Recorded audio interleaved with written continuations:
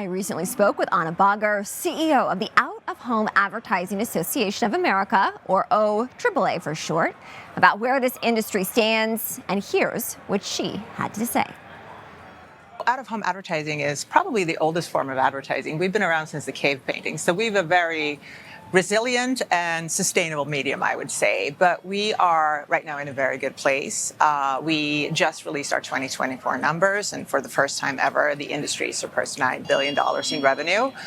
And we're increasingly becoming part of the broader advertising media multi-channel ecosystem. Out-of-home has traditionally been kind of a little bit to itself. It's location-based marketing. It's all about signage, and it hasn't been as easy to integrate it into a broader marketing strategy. But with the growth of digital, programmatic, and automation, we see that happening now. So we're in a very good place. What are some ways that consumers, shoppers, Americans in general would engage with these advertisements in their day-to-day lives? I mean, we're everywhere. You know, as soon as they leave their home, which is why it's called out of home, we're there. It could be on the highway with large billboards. It could be walking down the street, or what we call street furniture, bus shelters, link NYSE if you're in New York.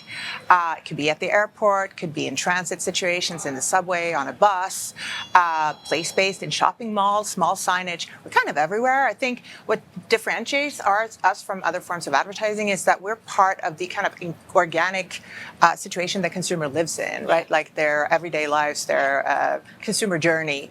We're not interrupting a media experience or anything like that. We're just there with a sign that tells the consumer something they should be knowing about. It could be just public service messaging, it could be pure advertising, or it can even be a kind of call to buy something.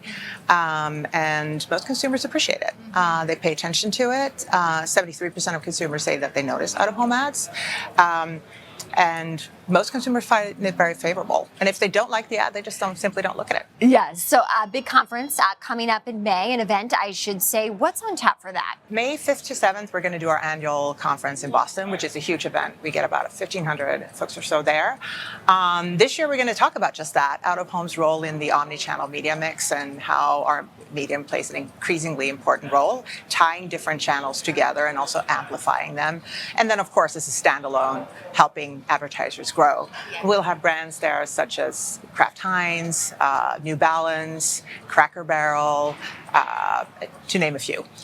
So it should be a really good conference. You mentioned obviously working into the omni-channel strategy, digital adoption, very much a part of this as well. What other trends are you seeing in the space? I mean, I think we're seeing, again, out of home as it ties to other channels quite a bit. So that could be around CTV, it could be around retail media, of course, two channels that are very hot, but also television.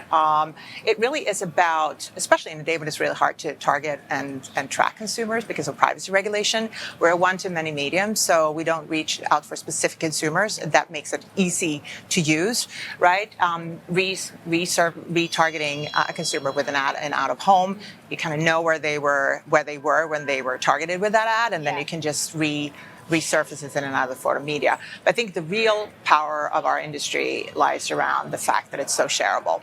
So if you do the ad right, we are incredibly shareable on social media, which gets you an amplified audience, of course. And for many brands, it's kind of a cheaper media buy because you don't pay for that. It's shared by the consumer itself. How would you synthesize the unique advantages of out-of-home? I think that there are a lot. I mean, the first one would be that consumers like it. They trust it, and they, if anything, see it as a service to them. They don't really see it as a disruptor in their daily lives. They take action on it. We actually find that 86% of ads, of folks who see, especially digital out-of-home ads, take action on the ad, whether that's looking for more information or making an actual purchase or just, having a more favorable view of the brand.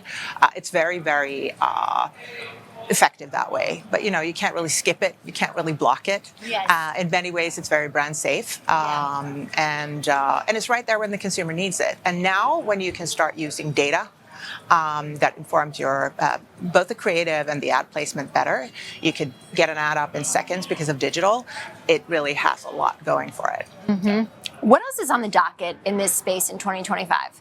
I think it's really continuing to push through on making sure that we are part of a broader, not transacted as a silo. I think the industry works really hard to prove its value. There are some verticals that are really doing well in out of home right now around pharma, automotive, categories where we weren't as strong in the past. I think it's hunkering down and focusing in on those things.